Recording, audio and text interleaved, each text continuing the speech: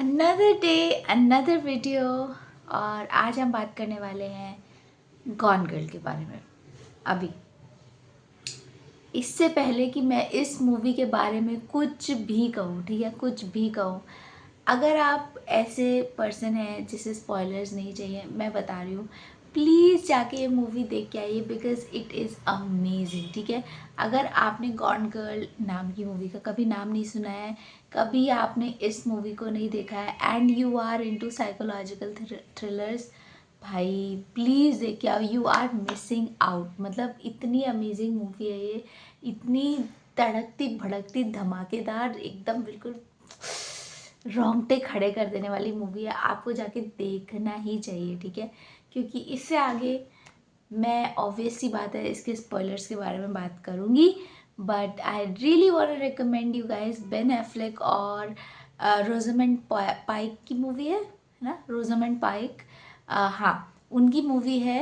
And they are playing a couple, ठीक है, they are playing Nick Dunne and Amy Dunne. और उसमें होता ये है कि निक डन के ऊपर ये इल्ज़ाम लग जाता है कि उन्होंने अपनी वाइफ एमी डन का मर्डर किया है। बट निक डन को कुछ सीक्रेट क्लूज़ मिल रहे होते हैं जो उनकी वाइफ ने छोड़े होते हैं। एंड फिर क्या होता है उससे आगे, अब मैं इसके बारे में आपको आगे बताऊंगी। So please just go away for any person who hasn't watched the movie and they don't want spoilers, ठीक है, क्योंकि अभी स्पॉयलर्स के बारे में बात होगी। ओके, तो उसमें होता ही है, देखो मैं ज़्यादा स्टोरी में घुसूंगी नहीं, थोड़ा सा बता देती हूँ because this video is not about the movie but it's about the concept of the movie, right. तो इस मूवी में देखो ये होता है कि बेसिकली निक डन के ऊपर इल्ज़ाम लगता है कि उन्होंने उनकी वाइफ एमी डन का मर्डर किया है, but actually Amy Dunne herself वही भाग गई है घर से एंड उसने निक डन को फ्रेम किया हुआ होता है, ठीक है, और अपना मतलब झूठा मर्डर का ऐसा सीन बनाया होता है एंड उसके सारे इल्ज़ाम निक डन पर लगाने के पूरे इंतज़ाम वो कर देती है, राइट। तो अब मैं इस स्टोरी के बारे में तो मैं क्या ही कहूँ। पहली बात तो स्टोरी तो इतनी अमेजिंग है, मतलब जब पहली बार आपको पता चलता है it is so shocking and also like इतना बढ़िया तरीके से फिल्माया गया है। बाय द वे ये एक बुक से अडेप्टेड है, तो अगर आप बुक पढ़ना चाहते हैं तो बुक में और भी ज़्यादा मज़े से आराम से पूरी बुक में लाइक प्लॉट लाइन को अच्छे से चलाया गया है। It is a book by Gillian Flynn, ठीक है, अगर मुझे नाम याद है ढंग से तो, हाँ। And it is a really really good book, really good read अगर आप पढ़ना चाहते हो तो। But this video is not about that, this video is about a very small 2 minute monologue जो कि एमी डन देती है जब फाइनली ये रिवील होता है कि Amy Dunne is actually alive, Amy Dunne जिंदा है और उसने अपने पति को ही फ्रेम किया है उसके मर्डर के लिए, ठीक है। तो midway through the movie, Amy जो है ना, midway through the movie सभी लोग सोच रहे होते हैं कि भाई निक डन जो है, सारे इल्ज़ाम, सारे जो साइंस हैं वो सब उसी के ऊपर पॉइंट आउट कर रहे होते हैं, निक डन के ऊपर, कि भाई इसी ने ही मर्डर किया है, इसने अपनी वाइफ को मार डाला, ये कितना बुरा है। एंड लाइक इसने अपनी प्रेग्नेंट वाइफ को मार डाला, इससे ज़्यादा हार्टलेस चीज़ क्या हो सकती है, राइट। लेकिन उसके बाद ये रिवील होता है कि असल में एमी डन जिंदा भी है और वो अपने पति को छोड़कर चली गई है। तो वहाँ से ये बताना शुरू करती है एमी अपनी डायरी के थ्रू कि उसने ऐसा क्यों किया। And there is this small but a very very very powerful monologue जिसमें वो बताती है कि हाउ निक पहले तो अपनी रिलेशनशिप में बहुत ज़्यादा डेडिकेटेड था, लेकिन जैसे ही उसने एमी से शादी की, धीरे धीरे वो स्लैक ऑफ करता चला गया और कैसे फिर वो एमी को फॉर ग्रांटेड लेने लगा।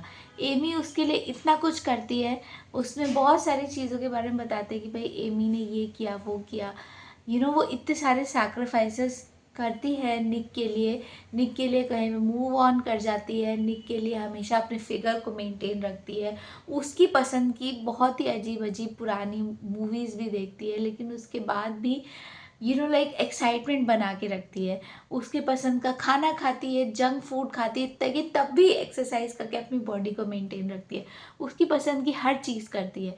लेकिन उसके बाद भी निक एमी को इतना फॉर ग्रांटेड लेता है कि फिर वो बाद में अफेयर कर लेता है।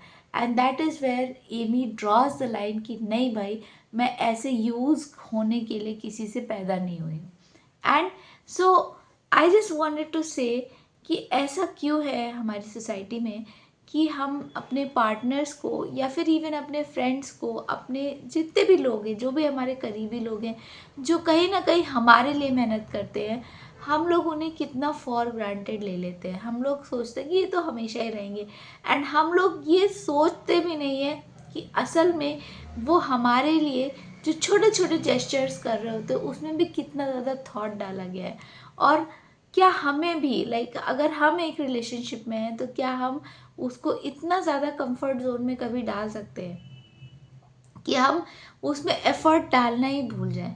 मुझे लगता है कि अगर हमें कभी कोई रिलेशनशिप रखनी है जिसे हम हमेशा सादगी भरा रखना चाहते हैं, हमेशा प्यार भरा रखना चाहते हैं, then we need to keep putting efforts. लोग क्या करते हैं ना, लोग जैसे मान लो अगर रिलेशनशिप में आए तो उसके बाद एक बार जब रिलेशनशिप में आ गए, हाँ अब तो बंदी मेरी ही है ना, या अब तो बंदा मेरा ही है, तो फिर उसके बाद वो बहुत ज़्यादा कंफर्ट जोन में चले जाते हैं। They stop trying to dress up, they stop trying to woo या flirt with their partner, they stop trying to do all these things जो कि उनकी रिलेशनशिप को असल में ब्यूटीफुल बनाती है, राइट।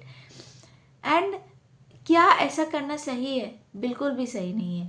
बिकॉज उससे क्या होता है ना कि वो रिलेशनशिप का जो एक स्पार्क होता है, वो जो एक ब्राइटनेस होती है, वो ख़त्म हो जाती है। एंड फिर लोगों को लगने लगता है कि ओ इधर वी आर यूज्ड गुड्स और we are with the person जो कि एक यूज्ड गुड है, राइट। एंड उस रिलेशनशिप का अट्रैक्शन जो होता है, जो एक मन में एक बड़ी प्यारी सी छवि होती है, वो ख़त्म हो जाती है, which is a big reason why आजकल की जो रिलेशनशिप्स हैं वो बहुत जल्दी टूट जाती हैं। अगर हम मैरिटल लाइफ में भी देखें, देखो मैरिटल लाइफ में एक स्पार्क बना के रखना बहुत मुश्किल होता है। बिकॉज वो बंदा लाइक बंदा या बंदी जो भी आपका पार्टनर है, वो हमेशा लाइक 24 घंटे आपके साथ है, राइट। 24 घंटे आपके साथ है, हमेशा आपको सुबह से लेके शाम तक देख रहा है। बट इसका मतलब ये नहीं है कि आप उसके बारे में एफर्ट ही डालना छोड़ दो, आप उसके लिए अपने आप को मेंटेन करना छोड़ दो, या just small things like just cracking a joke or giving your partner a flower और समथिंग, लाइक उसके लिए प्यार से खाना बना देना, या आउट ऑफ द वे जाके कोई एक प्यारी सी कोई चीज़, एक छोटा सा जेस्चर, एक छोटा सा कार्ड, सिर्फ ये छोटी छोटी चीज़ें भी आपके रिलेशनशिप को बहुत ज़्यादा ब्यूटीफुल और बहुत ज़्यादा अट्रैक्टिव बना के रख सकती है। सो गॉन गर्ल का ये जो मोनोलॉग था वो असल में इतना ज़्यादा इम्पैक्टफुल लगा मुझे। लाइक वो जो राइटिंग है राइटर की, वो इतनी ज़्यादा प्यारी है। एंड आई फील लाइक कि इस वीडियो में मैं यही कहना चाहती हूँ कि अगर आपकी कोई रिलेशनशिप है and you want to maintain it, तो भाई मेरे प्लीज़ उस रिलेशनशिप को फॉर ग्रांटेड मत लो। हमेशा हमें उन लोगों को चेरिश करना चाहिए जो हमें पसंद करते हैं, बिकॉज़ ऐसा बहुत कम होता है। हम तो बहुत सारे लोगों को पसंद करते हैं, हम कई बार कई लोगों से अट्रैक्ट हो जाते हैं, लेकिन जो हमसे अट्रैक्ट होते हैं वो बहुत ही रेयर लोग होते हैं, राइट। बहुत कम ऐसे लोग होते हैं। खैर मेरी लाइफ में तो ऐसा है, मुझसे बहुत ही कम लोग अट्रैक्ट हुए हैं। एंड मुझे ऐसा लगता है कि ये कितनी बड़ी लग्जरी है। बहुत सारे लोगों को बड़ी आसानी से मिल जाता है सब कुछ, लाइक बड़ी आसानी से उनको हज़ारों लोग पसंद कर रहे होते हैं। But you should never forget the importance of the fact कि कोई आपको पसंद करता है, एंड आपको उन लोगों की फीलिंग्स को चेरिश करना चाहिए। एंड इवन इफ़ आप उनकी फीलिंग्स को लेट्स से रेसिप्रोकेट नहीं करते हैं, लेट्स से कि कोई आपको पसंद करता है लेकिन आप उन्हें पसंद नहीं करते, या आपको ऐसा लगता है कि वो पर्सन आपके लिए सही नहीं है, तो भी even if you are turning them down, तो उनकी फीलिंग्स को ध्यान में रखकर अच्छे से साफ तरीके से यस बिल्कुल क्लियर तो रहना चाहिए अपने आंसर में, लेकिन फिर भी like you have to spare their feelings.